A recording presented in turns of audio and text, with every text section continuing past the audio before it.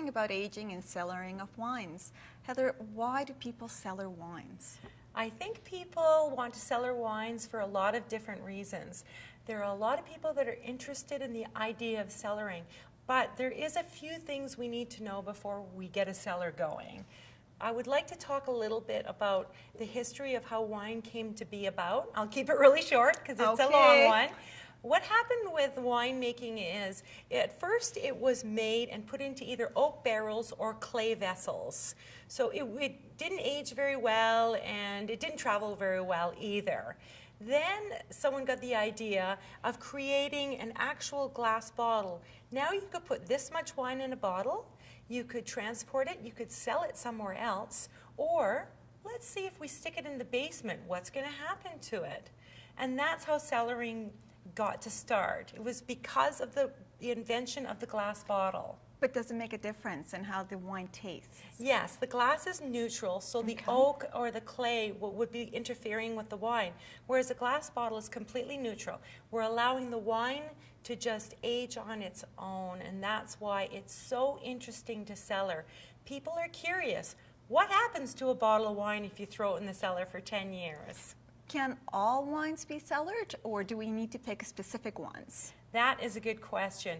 There are wines that are made to be cellared, okay? How do I know? How do you know? The best way to do it, honestly, if it doesn't say on the label or you haven't read it in an article or a review, you need to go on the internet and take a look on the internet for aging and cellaring of wines. So some of the wines do have it in their labels that yes, they do. You can cellar the wine. Yes, they do. There are some very famous wines that are meant to be cellared, okay?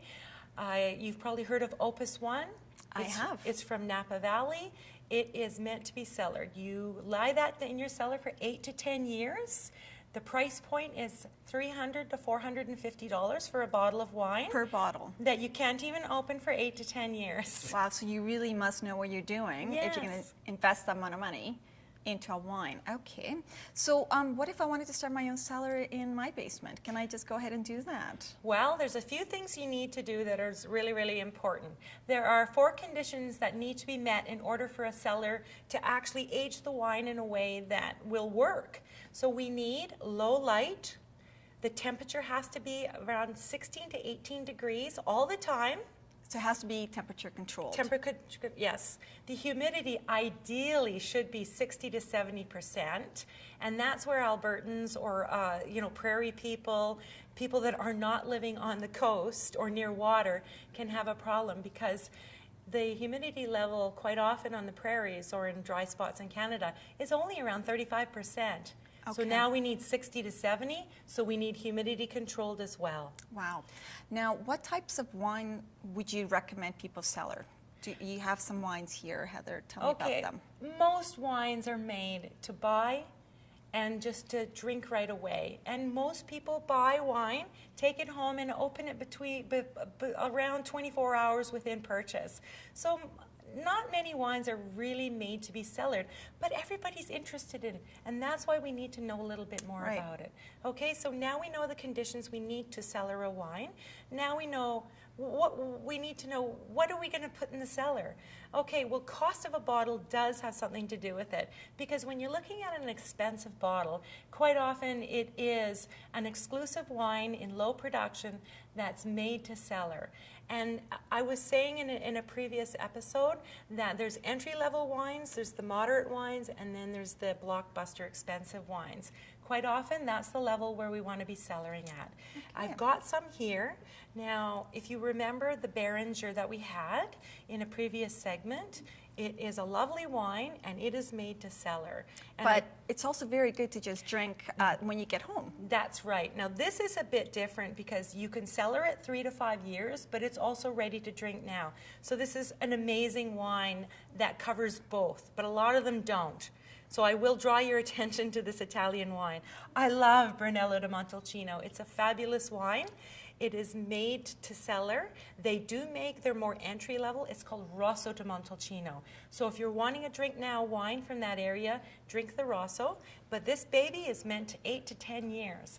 And Italians, they find cellaring a normal thing. So they have a cellar full of wine and they wouldn't think twice about leaving a wine for 10 years because they have plenty of other wine that they can drink. Right. And that's why they enjoy cellaring wine. And if you drink this before it's time, it might be just too much. You know the tannin that I talk about, that chalky feeling? It'll be overly tannic. It'll be overly astringent in the mouth. That means like not a nice feeling. And you're not going to get all the fruit that you're looking for in a wine. Wow. So what happens when you cellar is that it lays down and mellows out. Right. Everything calms down. Is there a specific time that you need to cellar a wine, or does it actually tell you? You should do your research. Okay. Most good wines will be good for 8 to 10 years. Okay. Sometimes it's only good for 3 to 5. And if you do not meet the requirements of cellaring but want to try it anyways, start opening your wine within 3 years. Okay.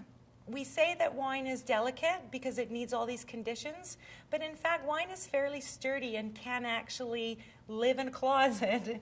Okay, Yes. so wonderful. And you have 2 other kinds of Right. wine here. Heather, what do you have?